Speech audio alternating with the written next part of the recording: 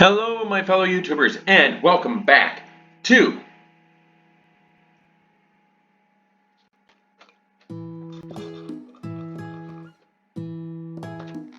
I Love You, Colonel Sanders, a finger-licking good dating simulator.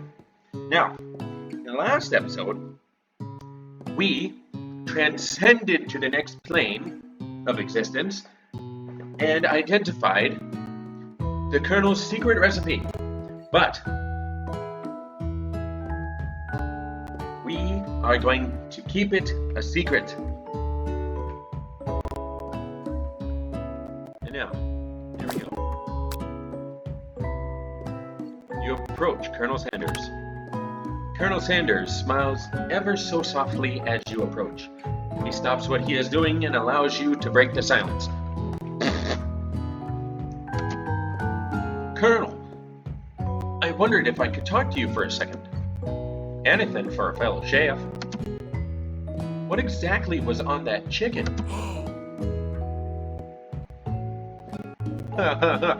How bold to come out and ask.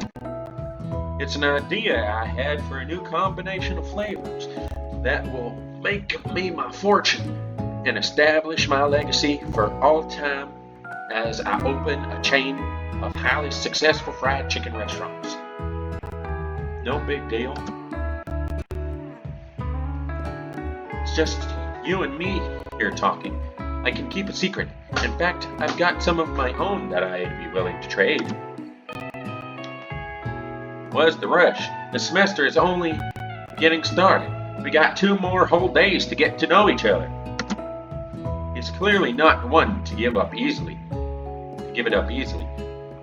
But it doesn't hurt to be persistent. You know what they say about secrets, Colonel? Shouldn't learning be fun? You've got moxie. I'll give you that. Colonel Sanders looks both ways to make sure you're truly alone and leans in. You can feel his warm breath as he whispers. Just one ingredient, but you can't tell. It's something my great-grandmother taught me. Yeah? Wow! You'd never have guessed that. In fact, you're not even sure where you'd get some if you searched. Sperm? Semen? What is it?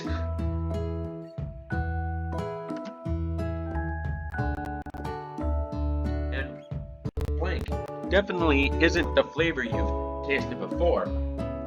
So now you're 2 ingredients closer to knowing the full recipe, but you don't tell Colonel Sanders about that. While you're wrapped up in that huge revelation, you notice that Colonel Sanders has disappeared. While everyone else is still in the cafeteria, you decide to look for him. You find Colonel Sanders outside, standing in the quad. Oh, it's you again. Howdy. Sometimes I like to come outside and look at the school buildings. I think about how my story will continue on even after I've graduated. It sounds like you have big plans. I dare say, the biggest. I will leave my mark on this world. You can bet on that. Alone together for the first time, you figure now is a perfect moment to show him.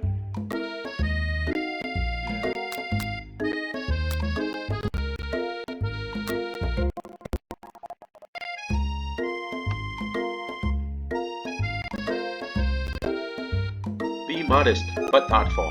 Yes. Well, just wanted to tell you that I really enjoyed your food. Now you've got his attention.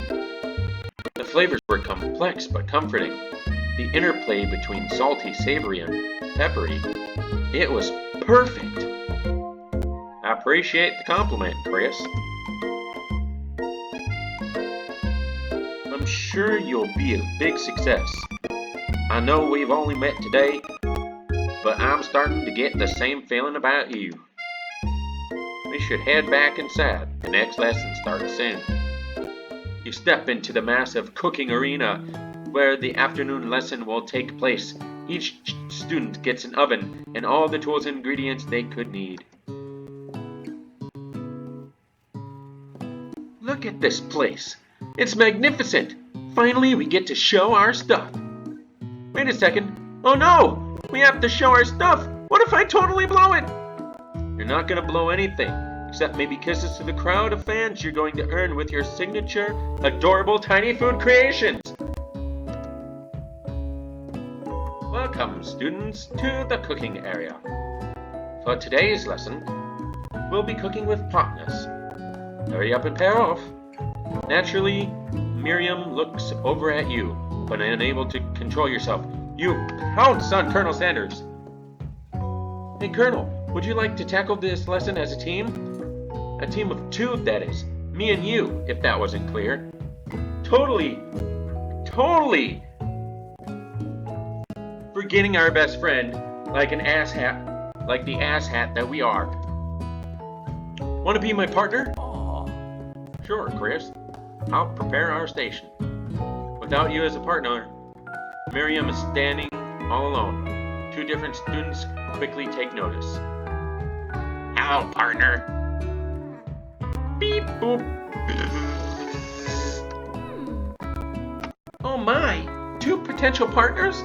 I'm so sorry, gentlemen, but I don't know who to choose. It looks like you'll have to pick for her. Friend duties can be a little awkward, but that's the price you pay for not being alone forever. Who do you want to ask to be Miriam's partner? Clank, because he is a kitchen appliance. I don't trust this Pop. I don't trust Bob. Clank. Sorry, Pop, but I think Miriam will be partnering with Clank today. It's okay. I already ate. It's not entirely clear if Pop has any idea what the point of school even is at this juncture. Clank is clearly excited to have some attention. He heats up and begins to roll back and forth. Warp, warp, warp.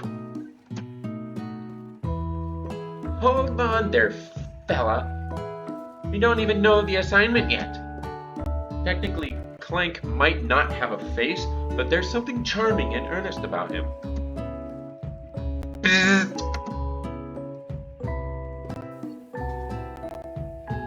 Tissue? I hardly know you!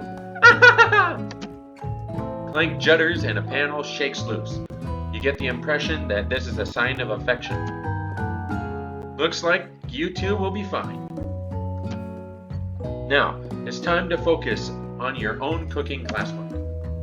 Alright, you two. For today's lesson, we're going to keep it simple. Pick a basic dish and divide up the steps. No chef is an island. Takes 2 flints to make a fire. You get the idea. Which dish do you suggest to your partner, Colonel Sanders? Steak tartare seems easy enough. It's fancy and you don't even need to cook it. Using octopus will... Your grandmother's mashed potatoes and gravy! Something that we can put on with his chicken! Perfect! I've always been something of a down-home chef. I was thinking we could make something warm, biting, comforting. Maybe mashed potatoes. And gravy? I couldn't imagine one without the other. Colonel Sanders cast a coy look at you, causing your whole face to go beet red. Embarrassed, you quickly turn away. I'll go get the potatoes. No, please, let me. Picking perfect produce is a passion of mine. Looks like things are getting pretty fresh around here. Does someone have a crush on Colonel Sanders? We're just cooking partners. Mind your own business. Sanders' heart is my business, and you'd better keep your fingers off of my man. Did someone call for me? No. Jeez, Van. While I'm over here crushing Chris's dreams, you're supposed to be taking care of our classwork. That was the deal, remember? Colonel Sanders returns, arms full of peeled potatoes. He tosses them into boiling water and turns his attention to you and your old friend. Oh, howdy there, Ashley. Van. Are we working in a quartet instead of a duet now? Actually, no. It looked like Chris was struggling, so we offered to give them a hand. Give them? Them a hand? I am not a them. You know how it is. These young amateur chefs need a lot of mentoring. I was going to say, Colonel Sanders, maybe I should also teach you a thing or two about fancy food. Maybe one day you'll be able to get up to my level. Ha! Doubt it. Got him. Don't be rude, Van. Personally, I have no doubts whatsoever about Colonel Sanders' ability and creation, worthy of admiration. After all, your fried chicken was quite spectacular. But Colonel, if you ask me, I might make a better partner for you than this thing that has positioned itself at your station. Don't you feel deep down that we cast complementary shadows? We fit together like a thigh and a drumstick. It just makes sense. Nothing about this makes sense. But one thing is clear. She's coming for Colonel if you don't watch out. Ashley is really going at you hard. You need to ask for some backup here before things get ugly.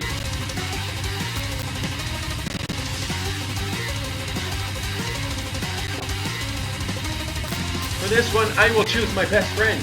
She always has my back.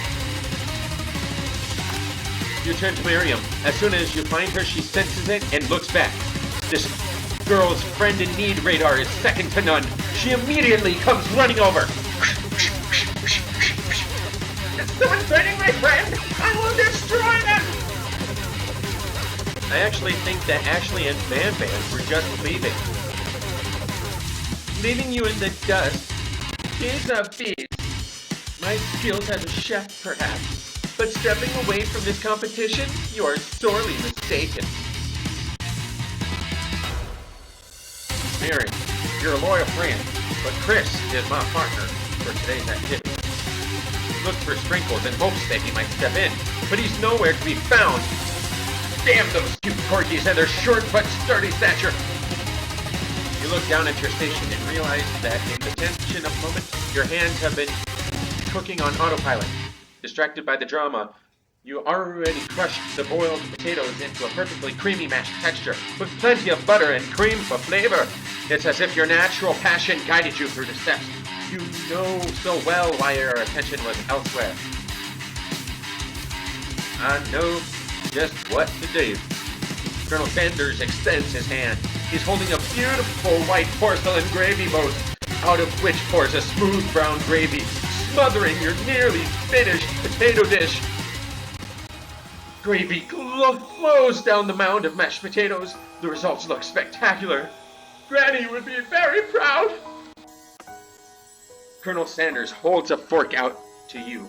You reach out and grab hold of it, but he doesn't immediately let go. The two of you stand holding the same spork, and for that small moment, all of the madness and pressure in this crazy world stops. Your eyes lock. The moment is electric. Time stands still. If you love something, set it free. Together, you dig the utensil into the mashed potatoes and lift a heaping spork full up. When you see Ashley with a sinister look, you know she's plotting against you to be with Colonel Sanders. And then, filled with rage and without thinking, you fling the spork full of mashed potatoes right into Ashley's stupid, beautiful face. Van, do something! Scooping up a fingerful, Van tastes the dripping mashed potatoes and gravy and realizes that it's delicious. Horrified by this revelation, he slinks away. Will he ever be able to cook something with so much love and integrity? Hold on there, Chris. We do not waste food in the food cooking arena. Colonel Sanders, I expect better from you. If you throw one more spoonful, you both better be prepared to eat it from wherever it lands. Can I have potatoes, please? Van Van rushes back over, a covered dish in his hand. Mashed potatoes with gravy? Pathetic. Mashed potatoes with gravy? Pathetic. In just a few minutes, I've prepared a full meal. Gaze upon my specialty braised tentacle of octopus. In my silky saltwater sauce, elated on a basilac plate forged by my supreme chef ancestors. You've ignored me for too long, and it's now I who will have the first bite, and you will all look on what it means. The interrupting student rushes at Van Van and swipes a bite of his signature dish right off the plate. No, don't! Something about this dish doesn't strike my nose quite right. I think the octopus was rushed. It may have burned in the process. The results could be toxic. Too late. It has been eaten. I think I left something in the oven.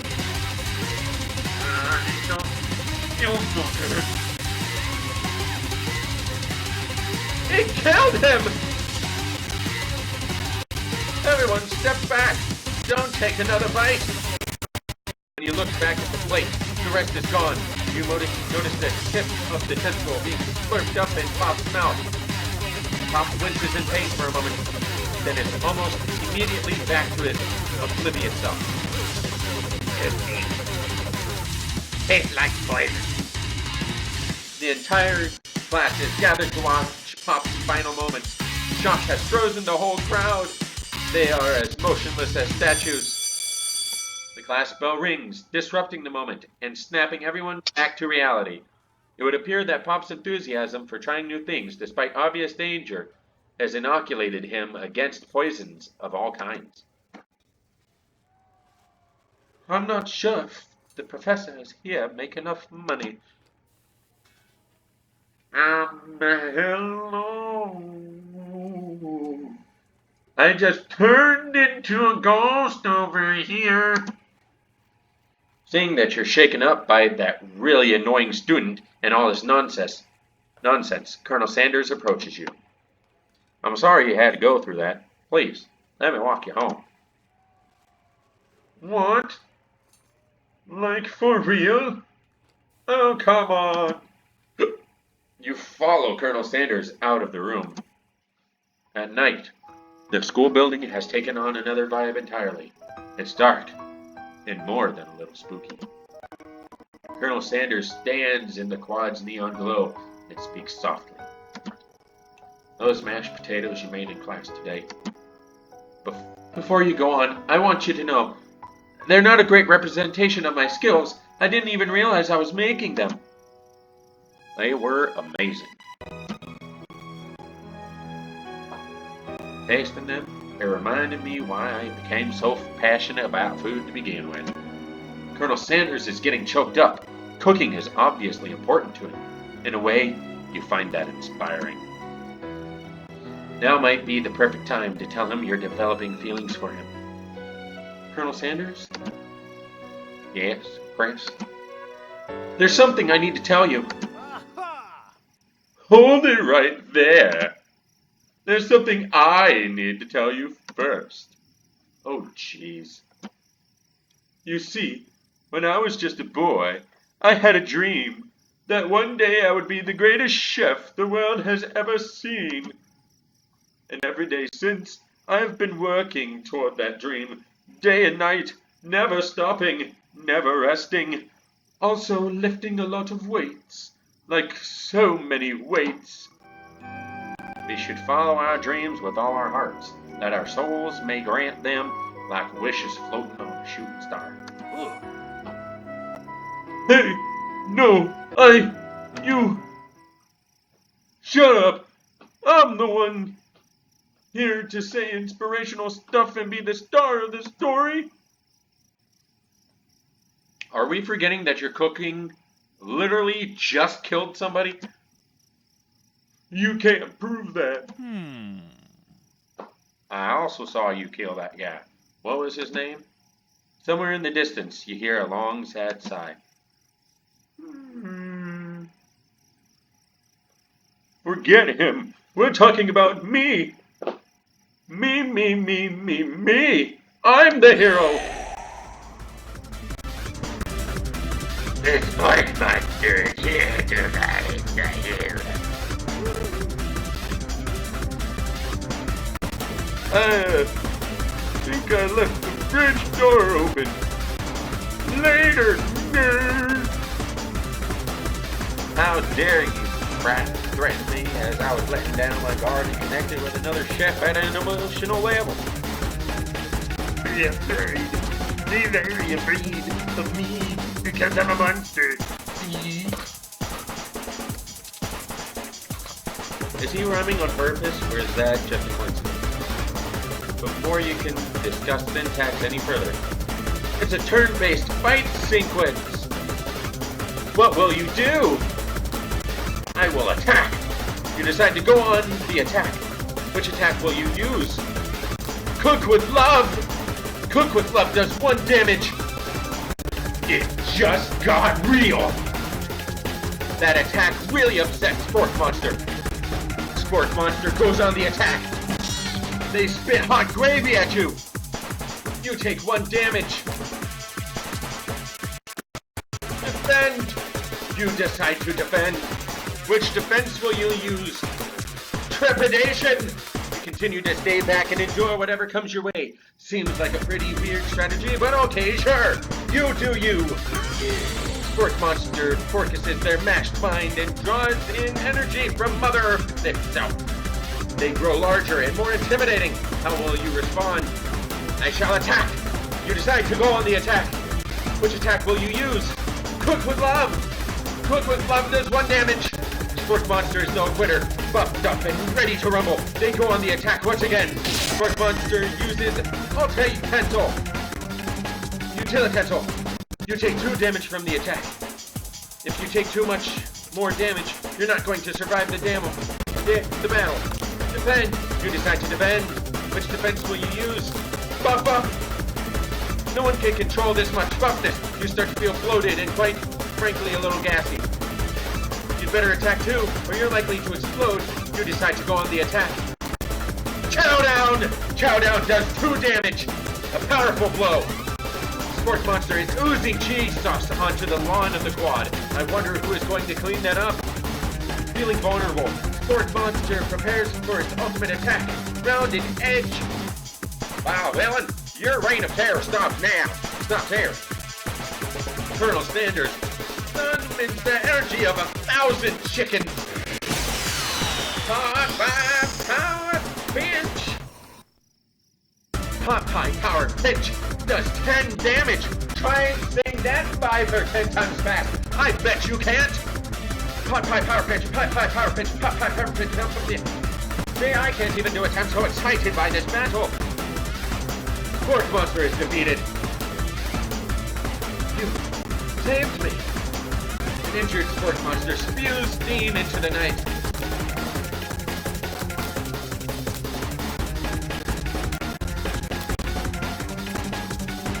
There, this wretched beast. I bet he wasn't always a monster. Managed to tamp down on your disgust at the sight of this gnarly beast long enough to realize that it's still a living creature with a pure soul who deserves your pity, not your wrath. Be gone, beast, and don't you dare come back for a follow-up encounter tomorrow. I won't forget this. And I certainly won't be sad like you said. The Sport Monster scuttles off into the night. The defeated monster left behind a special item. It appears at first to be a cookbook, but upon closer inspection, it's so much more. It's a book of magic spells with a golden chicken on the cover. You open the cover and find a library card tucked inside. The last name to have signed it out is Orca. Orca. That sounds strangely familiar. Your blood is pumping as you stand in the quiet of the night, holding the mysterious book in your hands. As you come down from your battle buzz, you realize that your final attack has left you completely depleted. The world around you begins to fade away. Without any energy to keep your eyes open, darkness overtakes you. The image of Colonel Sanders flashes before your eyes as you fall asleep. He must have helped you get home. In your tired state, you don't know if you could have made it without him. What a guy. You want to thank him, but you don't have the strength to utter a single word. You feel your covers being pulled up over you as you are tucked in tightly. Good night, my Colonel. In your dream, you're together with Colonel Sanders. For some reason, Sprinkles is also there, instructing your love. Dreams are weird. Oh my God! You awake on day 2 and attempt to process the wild visions you had. Were they memories or premonitions? You lie in bed and stare at the ceiling, think about the secret you discovered while tasting Colonel Sanders' cooking yesterday. You can't believe he really used. And there, that was that secret ingredient that Colonel Sanders went ahead and told you outright. Not much of a secret, huh? It's probably just because he already trusts you so much. Sure, that makes sense. We'll go with that. You meet up with your bestie in front of the school. Before you can tell her about the encounter with the spork monster, she launches into a story of her own. Okay, I know this might sound a little strange, but I think I might be I think I might like Clank. Like him? Like? I know, it sounds like it's moving too fast, but there's something about him I like him. Like him. We got to talking after class, and he's actually a totally sweet guy. Not only that, but he's really smart. He told me all kinds of stories about Colonel Sanders. Did you know that Colonel Sanders was the most popular kid in his school? No, but that does make complete sense. Yeah, but he was so popular that he was voted prom king at a school he didn't even go to, and was also the convertible that he himself rode in at the front of the homecoming parade. I'm thinking something might get lost in pressure cooker language translation there. Either way, maybe it'd be best if you took it slow with this new boy like I am with Colonel Sanders. You and Colonel Sanders, the coolest guy in school, the most famous student ever to ever attend the University of Cooking School Academy for Learning. You're a thing now? We definitely connected yesterday. You sure did. You're great. Why wouldn't he be into you, I guess? Laughing at the implication that you and Colonel Sanders might be a thing is definitely not cool. You are great. You have an idea about how to prove that your love is real. Well, if he's not into me, why did he tell me one of his secret ingredients? However, you don't tell her that you know a second ingredient too, which you discovered on your own. Your bestie's eyes light up. A secret ingredient? Yeah, I just said that. A secret ingredient. Is there a dramatic echo in here? Miriam checks to make sure you're alone before continuing. So this summer, while I was on vacation with my family, a lovely man approached me in a botanical garden where I was wandering. This can't be good. He told me all about his passion for spices. Secret spices. That man even gave me some to show me what he meant. He said it was a powder created from super duper rare dried flower petals, and that if I did him a big favor, I could have some of my own. Please, Miriam, don't tell me. So I filled my suitcase with them and brought them home. He was so nice, he even met me at the gate when I arrived. Later, when I cooked with them, a very strange feeling came over me, and the flavor was unlike anything I'd ever tasted. I think you're being very liberal with the meaning of spices here. Whatever. Anyway, we both share an interest in cooking, so we've stayed in touch. You know, like pen pals. I bet he would love to know more about new spices. Well, I'm definitely not surprised. Definitely not supposed to share Colonel Sanders' secret recipe. And besides, I only know the one ingredient, so I doubt it'd be very much use to anyone. Please, please, please! You'll mean the world to me. No one has to know it came from you or from Colonel Sanders. I don't want my bestie to fail, but I don't want to. Moral decisions! Should I help my friend or be selfish and make her fail?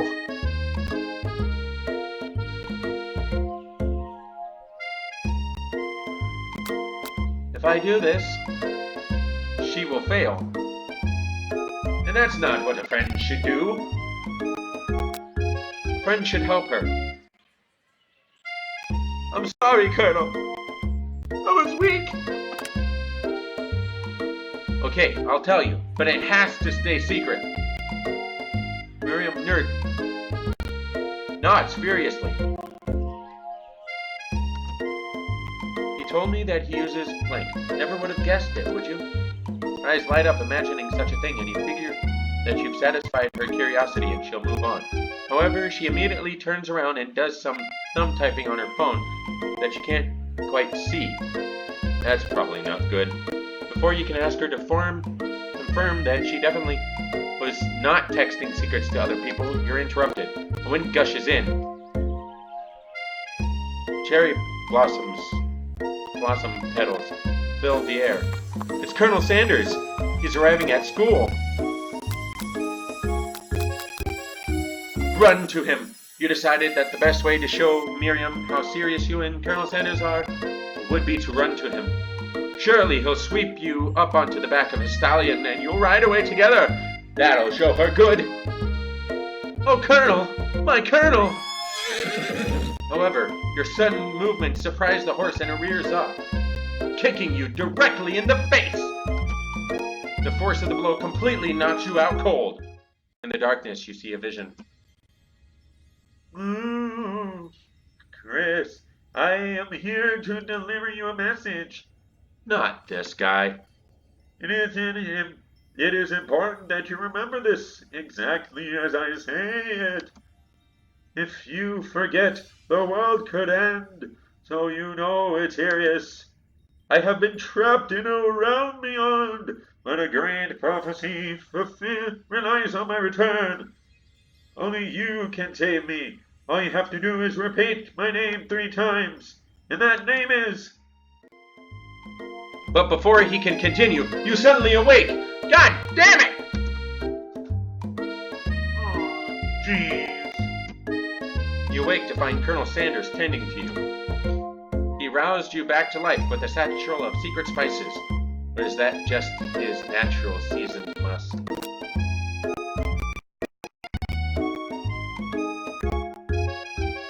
Compliment the craftsmanship of his horse's shoes. Maybe you shouldn't be riding a horse to school, and maybe you shouldn't be running up to animals you don't know. It's hard to say who was in the wrong here. But one thing is for sure, that Colonel Sanders is pretty dreamy. That horse has beautiful shoes. I could really feel how smooth and sturdy they were when they were pressing into my face. That's nice to hear. No one truly appreciates good craftsmanship anymore. And with that, Colonel Sanders disappears into the school, leaving you and Miriam to follow. When you enter the classroom, you can see your 2 rivals, Ashley and Van Van, are doing something bad. By the way they're hiding, you know it must be really bad. Like counterfeiting recipes bad, experimenting with restricted ingredients bad, summoning a demon bad. You try to get a peek over Van Van's hulking shoulder, but he sees you coming. Whoa there, little one. I'm not sure you're ready to handle this. Why don't you make it like a bee and mind your own wax, honey?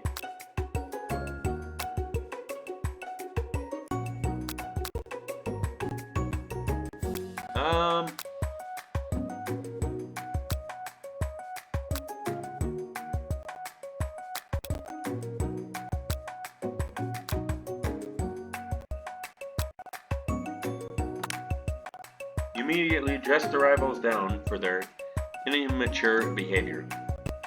Culinary school is to be respected. This kind of nonsense is a waste of everyone's time. Now you've upset them. Oh, and you're the emperor of cooking, are you? You make the rules? I'm not sure. You'd know a good meal if it ain't you. Being the best chef in the world takes more than just culinary skills. It takes creativity. It takes panache. And it doesn't hurt to use a little evil. You finally get a look at what it is they are hiding, and you instantly recognize it. It's a book, just like the one you found after your encounter with the sport monster. That's the same book I found last night in the quad. Ashley immediately elbows Van Van, who hides the book behind his back. I don't know what you're talking about. This book is a family heirloom, and its contents are secret. You notice that they've just been studying the book. They've got pops pinned to the wall, and they're tossing potato skins at him as he tries to catch them in his mouth. We're playing. Before you can dig in any further, you're interrupted by the arrival of more students. It's almost time for class. Beep, beep. Clank must be running late. He's in such a hurry that he rolls right over Van Van's meaty foot. Hey, watch it, you bucket of bolts! You watch how you talk to him. He didn't do anything. Womp. Who do you think you're talking to? I've never heard such language, not even from a stand mixer.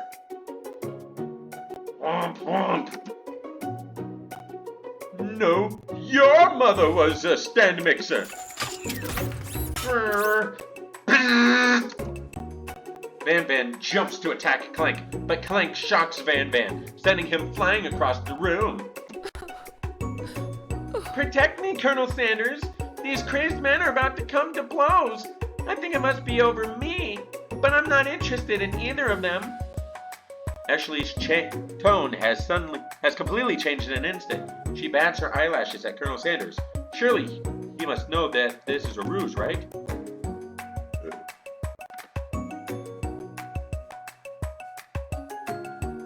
Gentlemen, get a hold of yourselves.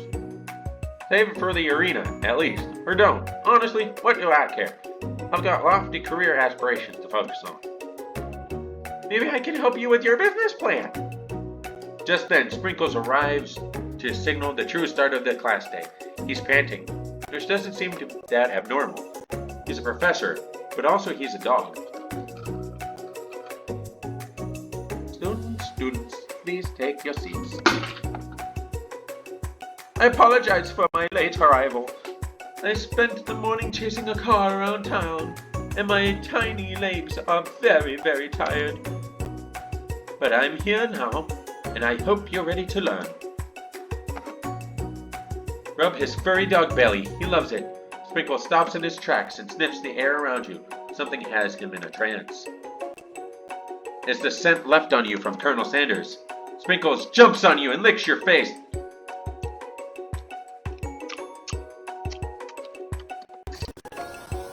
Down, boy! Down! Oft hoppin'!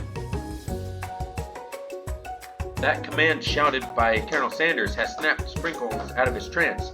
I wonder what's up with that. Sorry, I got a little carried away. After he catches his breath, Sprinkles regains control of the classroom. Without further ado, we'll review the global history of my favorite fowl, the chicken. You want to pay attention to the lesson. Truly, you do. Which is why, in 1776, at the signing of the Declaration of Independence, it was a chicken who first signed their name. But you can't help but daydream about Colonel Sanders, and you miss most of the important parts. When you come to, Sprinkles is holding a tray of food in front of you. Well, Chris? Naturally, it appears to you to be a simple platter. Which item do you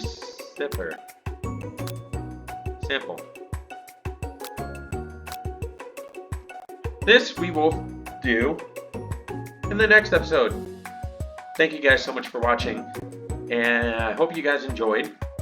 I'm actually a lot farther than anyone has updated any other YouTubers, so I'm ahead of the game. Alright, thank you guys for watching. Bye.